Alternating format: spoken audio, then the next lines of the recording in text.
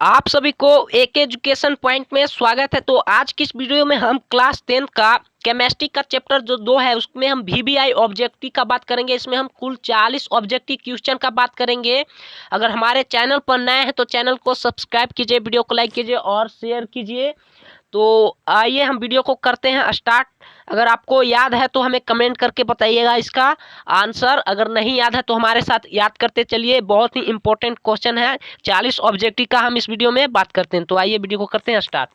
यहाँ पर देखिए पहला क्वेश्चन है, सबसे पहला कि दूध से दही बनने में निम्नलिखित में कौन सी क्रिया होती है। निम्नलिखित में कौन सी क्रिया द्वारा जो है दूध से दही बनता है। पहला है कि अपघटन के द्वारा, दूसरा है प्रकाश संश्लेषण, तीसरा है किण्वन, या चौथा इनमें से कोई नहीं। तो आपको बताना है किसके द्वारा जो है दूध से दही बनता है, किसके द्वारा, निम्नलिखित कौन सी क्रिया द्वारा दूध से दही बनता है। तो इसका जो राइट आंसर हो जाएगा यानी कि ऑप्शन नंबर सी हो जाएगा, किण्वन के द्वारा दूध से दही बनता है। आई होप कि आपको समझ में आया होगा। यहाँ पर देखिए दूसरा क्वेश्चन है कि उदासीन उदासीन जल का पीएच मान होता है। उदासीन जल का पीएच मान क्या होता है। तो यहाँ पर ऑप्शन ए में है 7, ऑप्शन बी में है 7 से कम, ऑप्शन सी में 7 से कम, या इनमें से कोई नहीं। तो आपको बताना है कि जो उदासीन जल होता है, उदासीन जल का पीएच मान कितना होता है। तो हम आपको बताए थे, अगर हमारा क्लास 10 का केमिस्ट्री का जो चैप्टर 2 है अगर नहीं देखे हैं तो इस वीडियो को देखने के बाद उस वीडियो को देख सकते हैं। उसमें हमने बात किया था कि जो उदासीन उदासीन जो जल होता है उसका पीएच मान 7 होता है। कितना होता है? 7 होता है। यानी कि इसका जो ऑप्शन नंबर ए हो जाएगा यानी कि सही आंसर। यहाँ पर देखिए तीसरा नंबर क्वेश्चन है कि निम्नलिखित में से पीएच का कौन सा मान क्षारक विलयन का मान देता है। यानी कि क्षारक विलयन का मान देता है। निम्नलिखित में कौन से पीएच का कौन सा मान क्षारक विलयन का मान देता है। तो इसका जो है यहाँ पर ऑप्शन दिया है हमें। यहाँ पर सबसे पहले दिया है ऑप्शन ए में 2, ऑप्शन बी में 7, ऑप्शन सी में दिया है यानी कि 6, ऑप्शन डी में दिया है 13। तो यहाँ पर देखिए इसमें बोल रहा है कि कौन निम्नलिखित में कौन सा पीएच का कौन सा जो मान है क्षारक विलयन का मान देता है। तो यहाँ पर देखिए ये जो ऑप्शन ए है ये तो 2 है तो ये तो अम्ल का मान देगा। यहाँ 7 है तो ये तो उदासीन का जो है मान है। यहाँ पर देखिए 6 है तो ये भी अम्ल का है। लेकिन यहाँ पर देखिए ऑप्शन नंबर जो डी है यहाँ पर 13 है तो ये जो है क्षार का मान देगा। तो ऑप्शन नंबर इसका 3 का ऑप्शन नंबर डी हो जाएगा यानी कि 13। चौथा नंबर क्वेश्चन देखिए बहुत ही इंपॉर्टेंट है कि चीनी का रासायनिक सूत्र होता है। चीनी का क्या रासायनिक सूत्र होता है। तो यहाँ पर देखिए सबसे पहला जो यहाँ पर दिया है कि ऑप्शन ए में दिया है CH3COOH, ऑप्शन बी में दिया है C6H12O6, ऑप्शन बी में दिया है C12H22O11 और ऑप्शन डी में दिया है आपको CH3CHO। तो आपको बताना है कि चीनी का कौन सा सूत्र होता है। बहुत ही इंपॉर्टेंट है और बिहार बोर्ड कई बार इस क्वेश्चन को पूछा हुआ है कि चीनी का रासायनिक सूत्र कौन सा होता है। तो यहाँ पर देखिए ऑप्शन नंबर इसका सी हो जाएगा यानी कि C12H22 और O11 चीनी का सूत्र होता है। हम बात करेंगे अब 5वां नंबर क्वेश्चन की ओर बढ़ते हैं। 5वां नंबर क्वेश्चन है कि कोई विलियन नीले नीले लिटमस पत्र को लाल कर देता है। इसका क्या है। ये इसका जो है नीले लिटमस पत्र को अगर लाल कर देता है तो ये क्या है इसका पीएच संभव होता है क्या है इसका। तो यहाँ पर देखिए ऑप्शन ए में है कि 5, ऑप्शन बी में है 7, ऑप्शन सी में है 8, ऑप्शन डी में है 10। जो नीले लिटमस पत्र को क्या कर देता है, लाल कर देता है, तो हम उसको क्या बोलते हैं। जो नीले लिटमस पत्र को लाल कर देता है हम उसे अम्ल बोलते हैं। तो यहाँ पर देखिए जो 7 है उदासीन है, ये क्षार है और ये भी क्षार मान देगा। लेकिन यहाँ पर देखिए ये ऑप्शन नंबर इसका ए सही हो जाएगा यानी कि 5 का ए नंबर सही हो जाएगा। छठा नंबर क्वेश्चन है कि ऑक्जेलिक अम्ल का प्राकृतिक स्रोत निम्नलिखित में कौन है। जो ऑक्जेलिक अम्ल का है प्राकृतिक स्रोत निम्नलिखित में कौन है। तो इसका जो 6 का यहाँ पर ऑप्शन दिया है, पहला है संतरा, ऑप्शन बी में दिया है टमाटर, ऑप्शन सी में दिया है इमली और ऑप्शन डी में दिया है सिरका। तो ऑक्जेलिक अम्ल का प्राकृतिक स्रोत निम्नलिखित में से कौन सा है? तो इसका जो आपका राइट आंसर हो जाएगा यानी कि टमाटर, यानी ऑप्शन बी आपका राइट आंसर हो जाएगा। 7 नंबर क्वेश्चन है यहाँ पर कि लिटमस विलियन बैगनी रंजक होता है। लिटमस बैगनी रंजक होता है जो निम्नलिखित में किससे निकाला जाता है? जो है लिटमस किसके द्वारा निकाला जाता है? पहला है ऑप्शन ए में है यहाँ पर लाइकेन, ऑप्शन बी में है लाल पत्ता गोभी, ऑप्शन सी में है हल्दी, ऑप्शन डी में है पेटूनिया फूल। तो आपको बताना है कि जो है लिटमस विलियन बैगनी रंजक होता है जो निम्न में किससे निकाला जाता है? तो इसका जो राइट आंसर हो जाएगा जो लिटमस होता है लाइकेन से निकाला जाता है। किसके? लाइकेन के द्वारा। तो ऑप्शन नंबर इसका ए सही हो जाएगा, ऑप्शन नंबर ए सही हो जाएगा यानी लाइकेन। 8 नंबर क्वेश्चन है कि निम्नलिखित में कौन लवण है? निम्नलिखित में कौन लवण है? पहला ऑप्शन ए में है HCl, ऑप्शन बी में है N2OH, ऑप्शन सी में है K2SO4 और ऑप्शन डी में है NH4OH।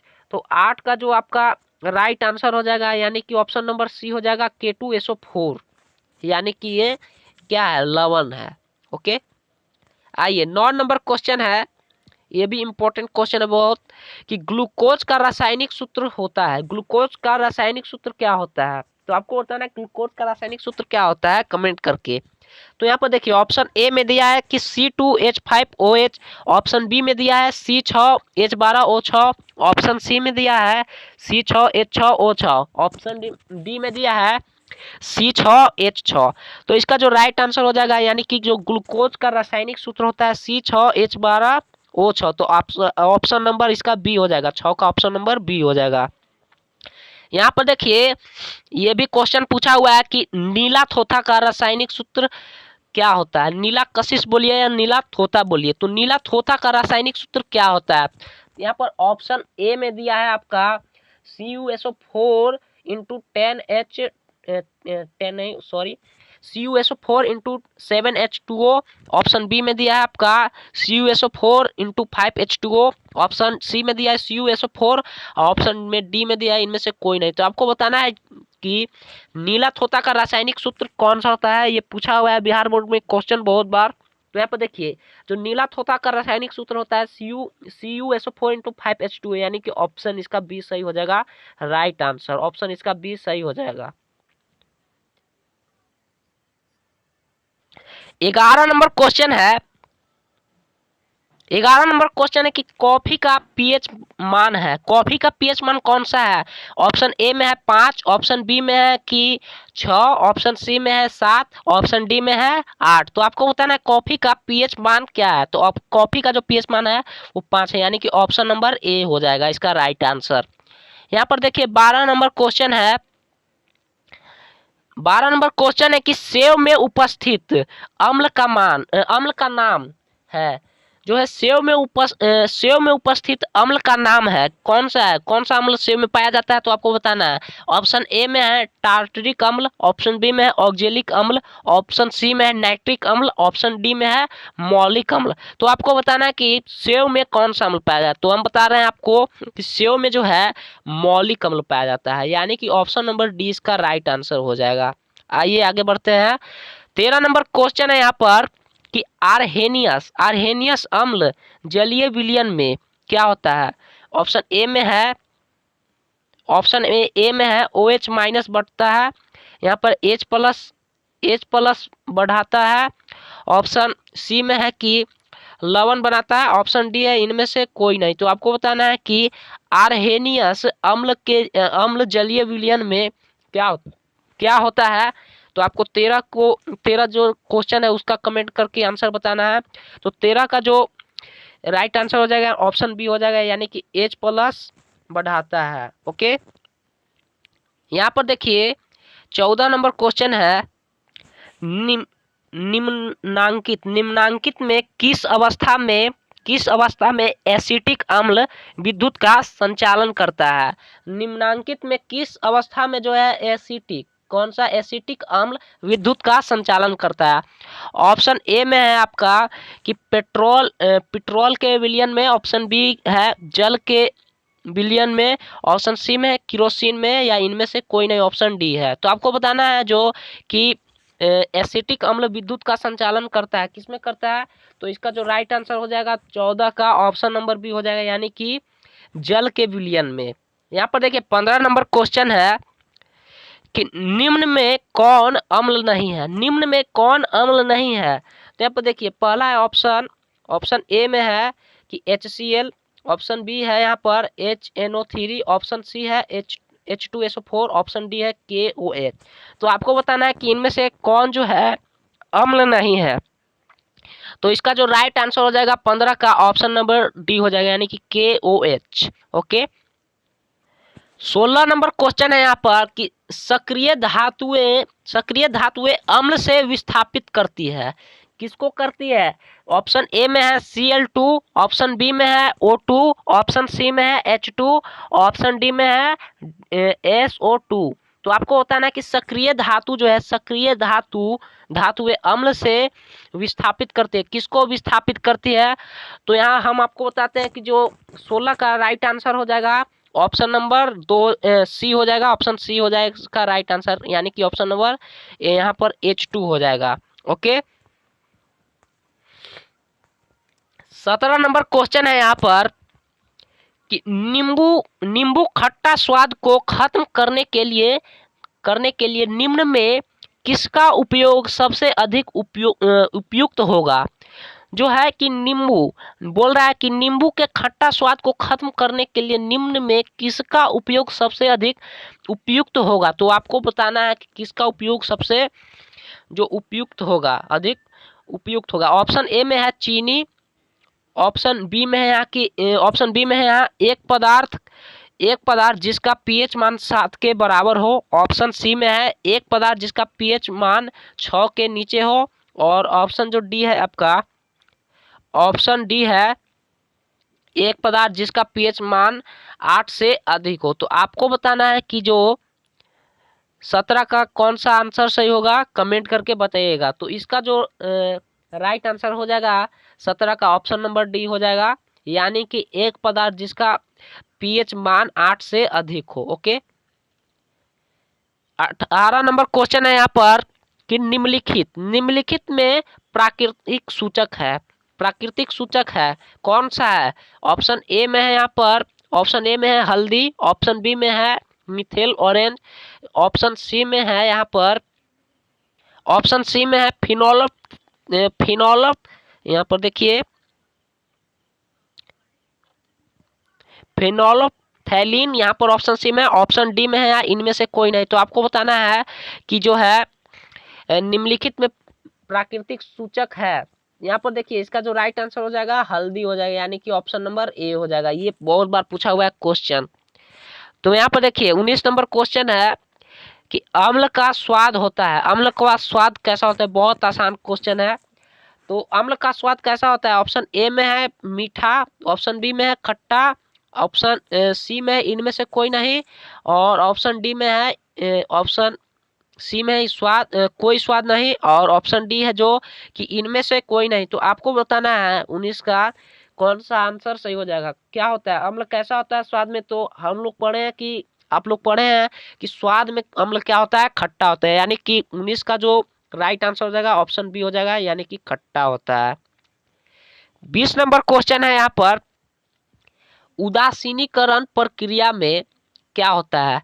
यहाँ पर ऑप्शन ए में है कि अम्ल बनता है, यहाँ ऑप्शन बी में है कि अम्ल व जल बनाते हैं, ऑप्शन सी में है कि क्षार बनाता है, ऑप्शन डी में है इनमें से कोई नहीं। तो आपको बताना है कि उदासीनीकरण क्रिया में क्या होता है। तो यहाँ पर देखिए 20 का जो राइट आंसर हो जाएगा ऑप्शन नंबर बी हो जाएगा, यानी कि लवण व जल बनाते हैं। ओके, यहाँ पर देखिए 21 नंबर क्वेश्चन है कि प्रबल अम्लीय विलयन में मेथिल ऑरेंज का रंग होता है, कैसा होता है? ऑप्शन ए में है यहाँ पर लाल, ऑप्शन बी में है पीला, ऑप्शन सी में है नीला, ऑप्शन डी में है रंगहीन। तो आपको बताना है कि प्रबल अम्लीय विलयन में मेथिल ऑरेंज का रंग कैसा होता है। तो 21 का जो राइट आंसर हो जाएगा ऑप्शन नंबर ए यानी कि लाल होता है। तो यहाँ 22 नंबर क्वेश्चन है, हम 40 ऑब्जेक्टिव का बात करेंगे। अगर स्किप नहीं कीजिएगा, वीडियो को पूरा वॉच कीजिएगा जिससे आपको बेनिफिट मिल सके। तो यहाँ पर देखिए 22 नंबर क्वेश्चन है कि टमाटर के रस का पीएच रंग क्या होता है। टमाटर के रस का पीएच रंग क्या होता है पहला ऑप्शन दिया है यहाँ पर, ऑप्शन नंबर ए पीला, ऑप्शन बी दिया है गुलाबी, ऑप्शन सी दिया है नारंगी, ऑप्शन डी है इनमें से कोई नहीं। तो आपको बताना है कि जो टमाटर के रस का पीएच रंग क्या होता है। तो इसका जो राइट आंसर हो जाएगा ऑप्शन नंबर सी हो जाएगा यानी कि नारंगी। ओके, नारंगी कलर का यानी कि नारंगी रंग का। ओके, यहाँ पर देखिए 23 नंबर क्वेश्चन है। 23 नंबर क्वेश्चन है कि निम्नांकित विलयनों में कौन सबसे अधिक अम्लीय है। निम्नांकित विलयनों में सबसे अधिक कौन सा अम्लीय है। ऑप्शन ए में है यहाँ पर pH बराबर 1, pH बराबर 5, pH बराबर 8 और pH बराबर 10। तो इस आपको बताना है कि सबसे ज्यादा अम्लीय कौन सा है। तो इसका जो राइट आंसर हो जाएगा ऑप्शन नंबर ए हो जाएगा यानी कि pH बराबर 1। 24 नंबर क्वेश्चन है कि बढ़ते हुए रक्त को रोकने के लिए, यहाँ बहते होना चाहिए ना, बढ़ते हुए रक्त को रोकने में उपयोगी यौगिक है कौन सा है।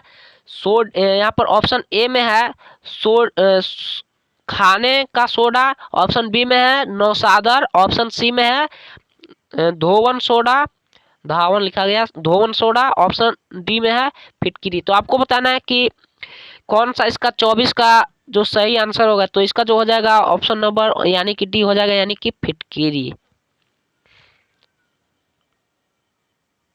यहाँ पर देखिए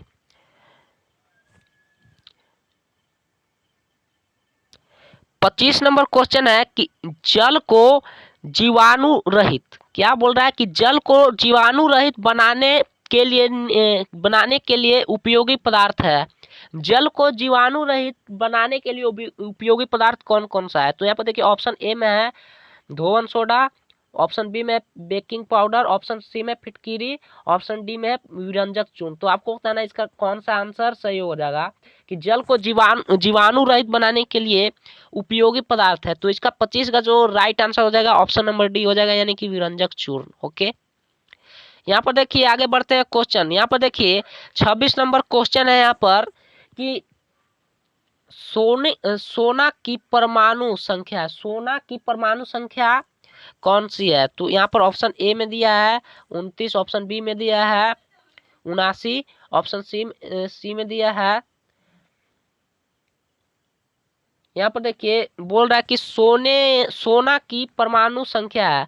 तो ऑप्शन ए में दिया है 29, ऑप्शन बी में दिया है 89, ऑप्शन सी में दिया है आपका 79, ऑप्शन डी में दिया है 39। तो आपको बताना है कौन सी होती है सोने की परमाणु संख्या है।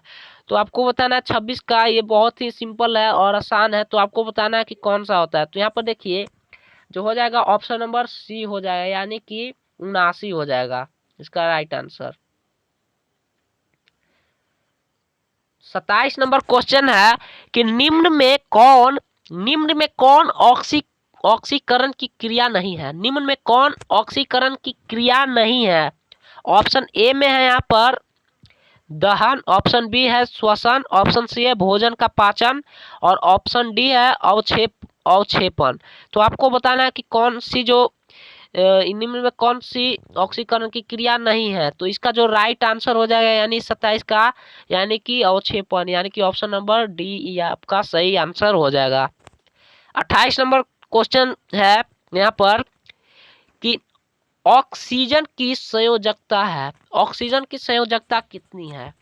तो जब आप लोग इलेक्ट्रॉनिक विन्यास निकालते होंगे तो जैसे ऑक्सीजन की परमाणु संख्या कितनी होती है 8 होती है। तो इसको जब संयोजकता निकालिएगा तो यहाँ पर देखिए 2 और 6 मिलता है, 2 और 6 तो हो जाएगा ये इलेक्ट्रॉनिक विन्यास निकले। और संयोजकता किस प्रकार निकालेंगे, तो यहाँ पर देखिए 8 में से 6 को घटा देंगे तो मिल जाएगा आपका 2, संयोजकता हो जाएगा 2। तो यहाँ पर देखिए ऑप्शन में दिया होगा, ऑप्शन में होगा यहाँ पर देखिए ऑप्शन 2 है, यहाँ पर ऑप्शन सी में है यहाँ पर, यानी कि तो इसका राइट आंसर हो जाएगा। 29 नंबर क्वेश्चन है कि अम्लीय वर्षा, अम्लीय वर्षा के,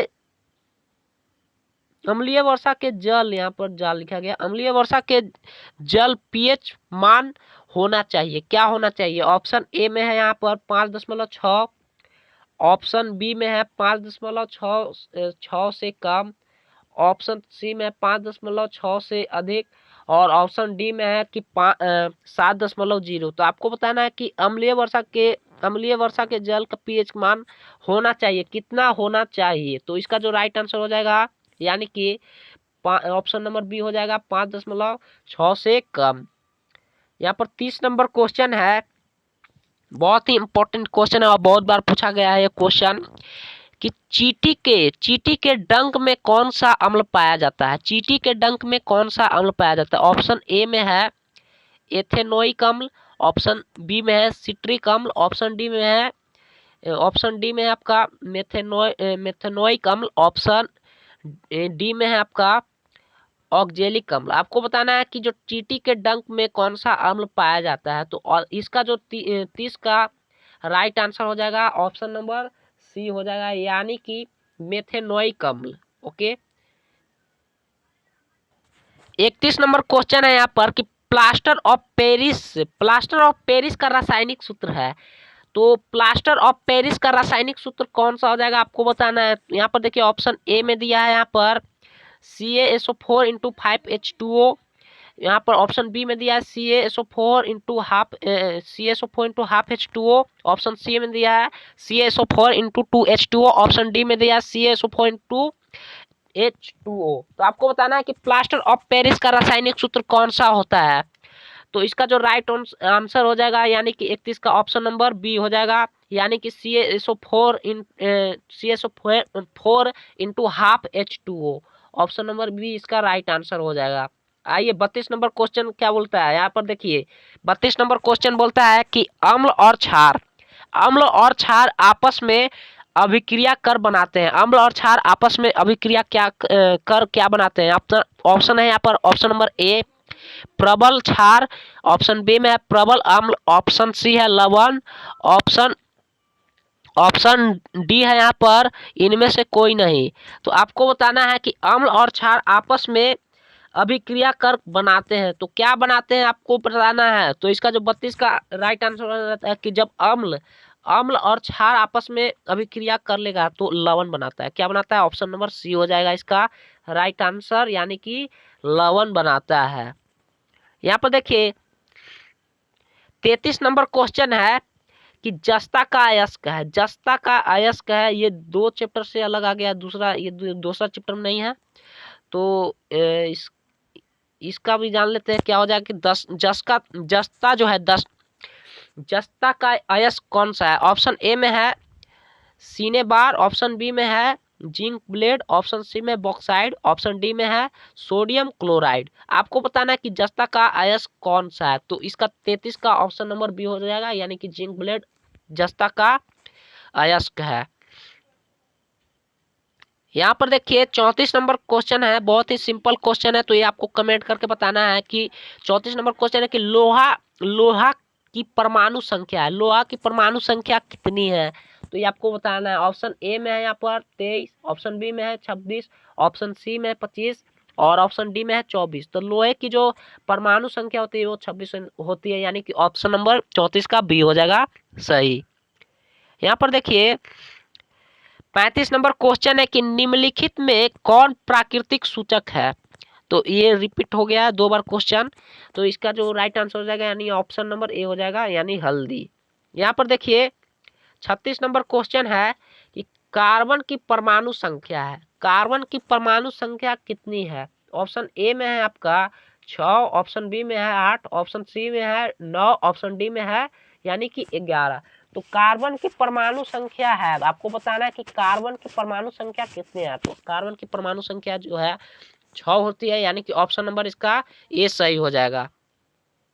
37 नंबर यहाँ पर क्वेश्चन है कि अम्ल का पीएच मान होता है। अम्ल का पीएच मान क्या होता है? यहाँ पर ए में है कि 7 से कम, बी में है 7 से अधिक, ऑप्शन सी में है 7 और ऑप्शन डी में है 14। तो आपको बताना है कि अम्ल का पीएच मान होता है। तो कमेंट करके हमें बताइएगा। इसका जो 37 का राइट आंसर हो जाएगा ऑप्शन नंबर ए हो जाएगा, यानी कि 7 से कम होता है अम्ल का पीएच मान। यहाँ पर देखिए 38 नंबर क्वेश्चन है कि रासायनिक अभिक्रिया में भाग लेने वाले पदार्थ को कहा जाता है। रासायनिक अभिक्रिया में भाग लेने वाले पदार्थ को क्या कहते हैं? ऑप्शन ए में है अभिकारक, ऑप्शन बी में है उत्पाद, ऑप्शन सी में है अभिकारक एवं उत्पाद दोनों, ऑप्शन डी में है इनमें से कोई नहीं। तो आपको बताना है कि रासायनिक अभिक्रिया में भाग लेने वाले पदार्थ को कहते हैं, क्या कहते हैं हम? तो 38 का जो राइट आंसर हो जाएगा यानी कि अभिकारक। रासायनिक अभिक्रिया में भाग लेने वाले पदार्थ को क्या कहते हैं? हम अभिकारक कहते हैं।